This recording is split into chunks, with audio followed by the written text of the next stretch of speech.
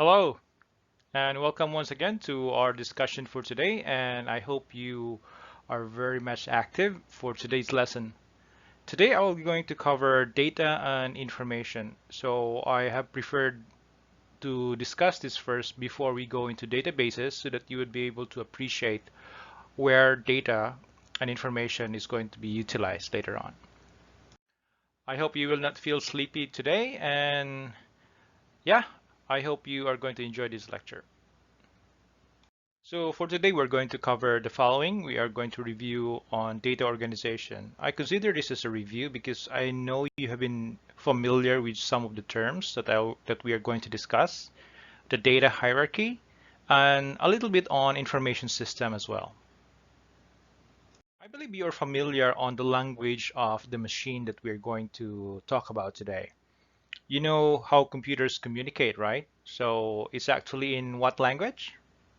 Or any idea? I know you're very knowledgeable about this thing, but again, this is just a review. So basically, the language of the machine is actually in the form of a binary system. So in a machine language, data and instructions are represented electronically with a binary or a two-state numbering system. So what is a binary system then? A binary system consists of only two digits, 1 and 0. So this is going to represent the two electronic states, which is on and off. So this is where the digital measurement, should I say, is actually formed. So when we talk about bit, it is actually short for a binary digit. When we talk about byte, it is a group of 8 bits used to represent numbers, letters, and special characters. And a character is what bytes represent. So normally the character could be a letter or a number. So in some other languages, they could also be representing a Chinese character or a Japanese character, or it varies to a certain extent, especially with other languages aside from English. So the units of measure when it comes to the digital format, which I believe you are very familiar with. So we have the kilobyte, abbreviated as KB or kbyte, which is equivalent to 1000 bytes, or to be more precise, it is equivalent to 1024 bytes. Then followed by a megabyte, MB, which represents 1 million, giga, which represents the gigabyte, about 1 billion bytes. We have then the terabyte, which is representing 1 trillion bytes. So I believe there are some other uh, units of measure after terabytes. I want you to take note of that one because I'll be asking you later on with regards to that one. There are other units of measure after terabyte, and I want you to research on that one. Okay, moving on. We have the binary coding schemes. These binary coding schemes is actually very important when it comes to digital communication. As you may know, computers alone, they don't really talk to each other. They need some assistance in order for Korean and English and different languages, as you can see, are all talking all together, communicating all together within the landscape of the internet. But you might have been wondering, how are they able to communicate with each other? So in that case, we have what we call the binary coding schemes. Now, the binary coding schemes are the standards that are being used by uh, the machine in order for them to be able to translate from one language to another. For example, I believe you're familiar with ASCII, or the American Standard Code for Information Interchange. This is also called the UPC, or the Universal Product Code, which is widely used binary code for microcomputers. Another one is the EBCDIC, or the Extended Binary Coded Decimal Interchange Code. This was developed by IBM back then. And as a result, this format or this coding scheme is almost an industry standard for large computers. And of course, a more familiar probably to everyone is what we call the Unicode. This is a 16-bit code designed to support international languages like Chinese or Japanese. So as you can see, one character in Chinese may be representing a lot of words, not just a letter. So it's totally different when it comes to the English language because one character is normally representing only one letter. So that's where this coding scheme would come in. So one, for example, that I'm going to show you here, I have the browser. You can see your browser. So for anyone who is going to utilize a browser, probably you have a Korean friend or a Japanese friend, they can always come to the Philippines and use our systems and then use our browsers. And they can just easily translate into a different text encoding. And as you can see there are various encoding format. So they can just choose to their native language whenever they want to. Okay, so much for the coding schemes. The next part would be data hierarchy. Now, in the data hierarchy, I should say, I'm not so sure if you're familiar with this one before, but I hope you are, because this is pretty much a very basic when it comes to data, and it is also, the level of understanding for students like you nowadays you're expected actually to learn these things because these are really the very basic ones. So let's start with the ones on the right. What do you think is a single letter or a number? What is the equivalent of that one on the left side? Okay, I think we'll start from the very top on the left side. Sorry for that one. So when we talk about databases, this is a representation or a collection of related files or data. Now, this is followed by a file. A file then is a collection of related records. Take note of this one. So when you talk about databases, the databases in this case is now going to be the topmost. Okay, so he's on the higher level. File is the one next in line, which is a collection of the related records. And a record is a collection of related fields. So a particular record is going to be composed of several fields. I'm going to go deeper on that one as we progress later on. Then a field is a collection or a set of related characters. So normally a field could be a name, ID number. Those are fields. So when you say a record, it could be a student record, an employment record. So once it goes higher, it is representing already a bigger chunk of data.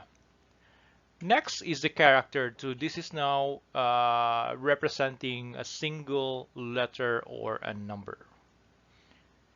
So I hope you're able to understand rather these terms. This is just a start. So hopefully you have to build these terms because we get to learn more a lot of these terms later on. The next part is some of the definitions. So we'll go with the definition of terms here. So when we talk about databases, basically we're talking about an organized collection of logically related data. And when it comes to data, this is now a collection of unprocessed items. So normally we have unstructured data, which is composed of your numbers, text, dates. So when you say structured, they normally have a specific size. So yeah, it's easier to manage structured data. But when it comes to unstructured data, you have images, videos, documents. You might have noticed every time you take a picture from your phone, the size of that picture will not always be the same as the other files. So that's why it is considered unstructured data. Information, data processed to increase knowledge in the person using the data. So once you have the processed data, this is now considered information. So to differentiate between data and information, you can simply say data is a raw facts and figures, and information is the processed data. All right. And metadata, so this is actually the data that describes the properties and context of user data. So moving forward, we have to discuss also information system. The reason why we have to discuss information system because various information systems actually require databases. So the data that they're trying to process are data that is within the database server. So any information that they're trying to process are raw data that is being captured by various information systems, more specifically on the transactional processing system. So when we talk about information system, this is actually a collection of hardware, software, people, procedures, and data that work together to provide information essential to running an organization. I think that's pretty much straightforward definition there for an information system. So basically, it is not only about technology, it is not only about data, it is actually a composition or a collection of several other components in order for it to work together. That's why we call it a system, right?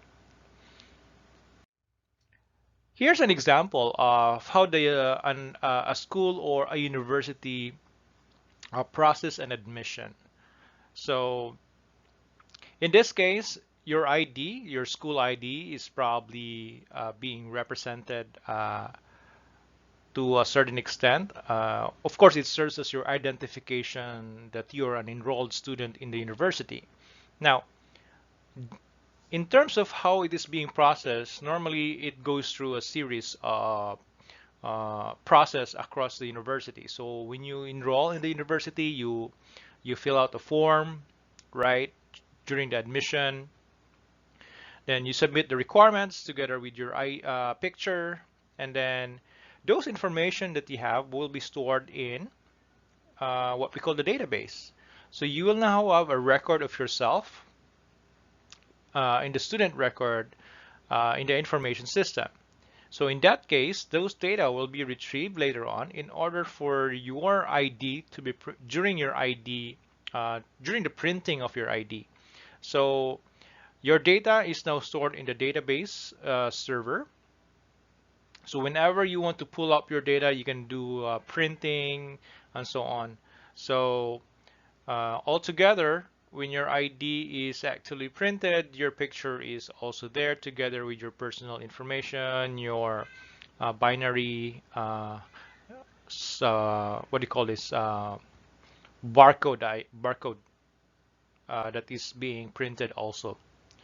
So this is how data is being processed, and once they're combined all together, they become a very useful information. As you can see here, we have the levels of management. I believe you are familiar with the levels of management as well. So the most basic form, or the three basic levels, are actually the operational, tactical, and strategic. So we normally, sometimes you call that top management, mid-level management, and low-level management. Now, why do you think that information system has to go also with the levels of management?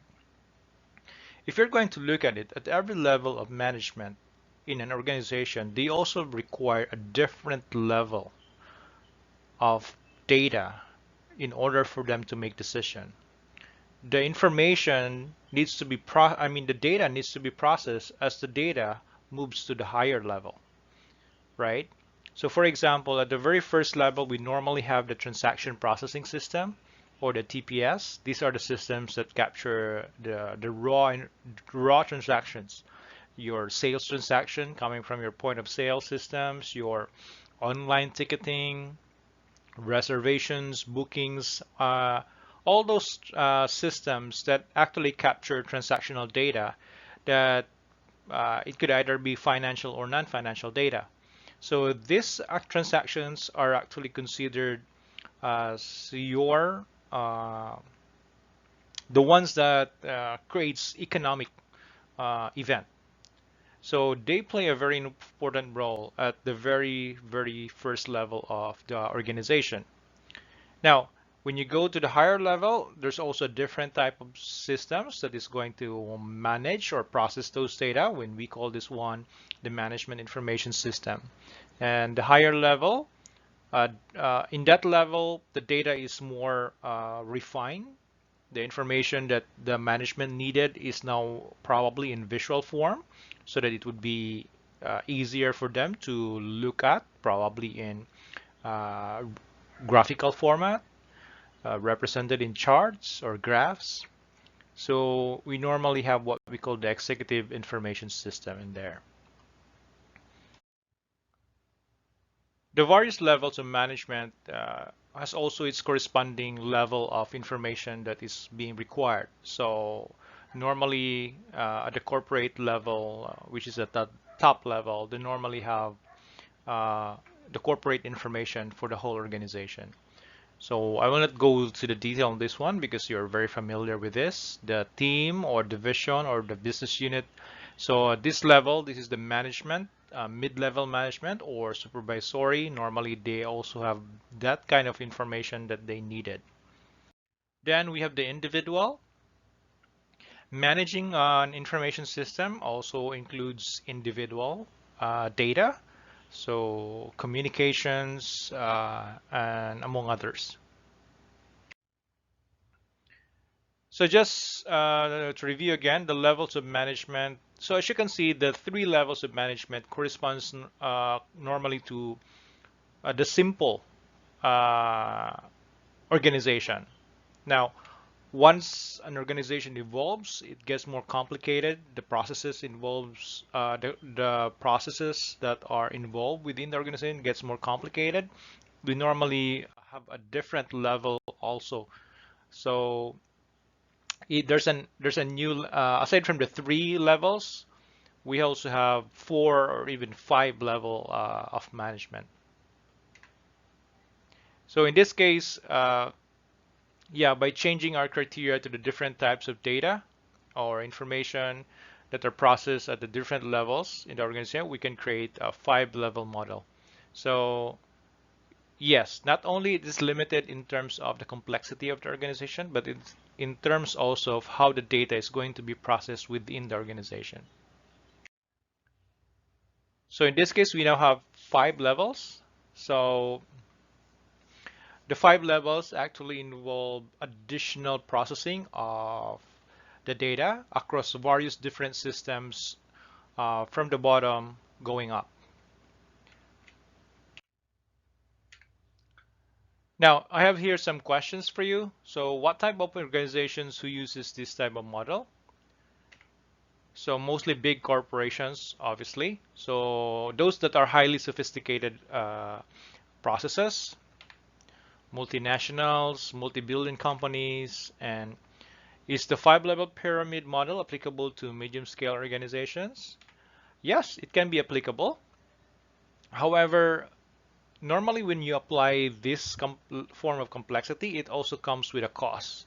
So for medium-scale organizations, they can go for it, or probably they can stick to the three-level pyramid model. Yes, is there also a four-level pyramid model? Yes, there is. So again, there are different types of models within our organization, and this corresponds more, should I say, it has evolved over time, considering that the various information systems actually covers also different types of data or information that needs to be processed, and different people needs to or different people, should I say, are different recipients of management or people within the organization that needs to go over the data. So you cannot expect that the president is going to look at all the transactional data. That's going to be very tedious for the top level management. So that's why as the data goes higher, it is going to be refined and refined. And once it reaches the top level management, more so or more or less, it's already in summarized format.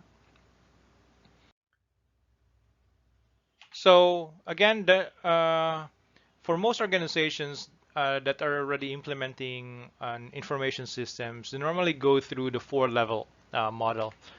So far, this is the most common model of management in corporations that has information systems implemented. And based on the classification and the people who use the information system, means that many of the other characteristics, such as the nature of the tasks and informational requirements, they are actually taken into account. So more or less, the refinement of the data processing involved will also differ in terms of how the information systems are actually being implemented. So most companies have patterned to this model since they are now more reliant on information systems. Mind you, it's actually difficult for any organization to let go of information systems that are already established. You cannot afford nowadays to lose or have your system fail during these critical times. So I want you to read also further on this part. So this is the traditional DIKW, so data, information, knowledge, and wisdom hierarchy. So at the very basic, you have the raw data, and as it goes higher, there's a corresponding increasing level of abstraction. So from information, we read through the information, we retain information, it becomes knowledge. We ourselves process also that information. That becomes we gain wisdom out of it. So in terms of data hierarchy, we have what we call the data layer. So data are at the very bottom. So data are transactional. So physical and isolated records of activity. So these are your transactions, customer transactions, interactions. Information layer. This is the part where there is a semantic interpretation of the data and may represent relationships among the data itself, so that it would provide meaning or some purpose.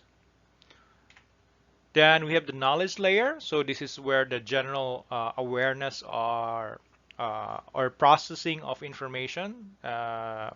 This is where facts, ideas, and other information comes to life. And of course, wisdom is the knowledge of what is true or right, coupled with just judgment as to action. So with regards to all these data that are being processed, they become information, and we make our decisions based on this information that we have gathered both internally and externally within the organization. So the information processing across different information systems, I want you to go over and read further on this one as well. So the various information systems, you will be able to gain a much more understanding because they have different data that are considered input for them. So just imagine for the very low level system, like your transaction processing system, the data that they need are actually the more basic ones. So your billing, accounts payable, receivable, those are the things. Now, once it goes higher, there's a different need of information that needs to be fed into that system. For example, in the MIS. So those kind of things, they matter. And one important consideration across all of these systems is actually the database. So in terms of how the database is structured, so just imagine this is one organization. They have multiple systems, and yet they all have the same database. They are all looking on a one central database. And that's where databases gets more interesting, and we get to learn more on that one in the succeeding sessions. Okay, so are there any questions? If you have any questions, please don't hesitate to utilize. You can post questions in our, I will activate our forums. And before I let you go, please don't forget to answer some of the questions that I have posted in the video. And I have also some questions for you. Okay, before I let you go, please provide an example of data. How is data processed to become useful information? I want you to give an example. And where is the data being utilized to become an information? So you can come up with a sample company perhaps if you want to. You can also look at some existing systems or of some sort. So yes, all of these questions, I want you to submit them in our course management system. Okay, that's it. Thank you and have a good day.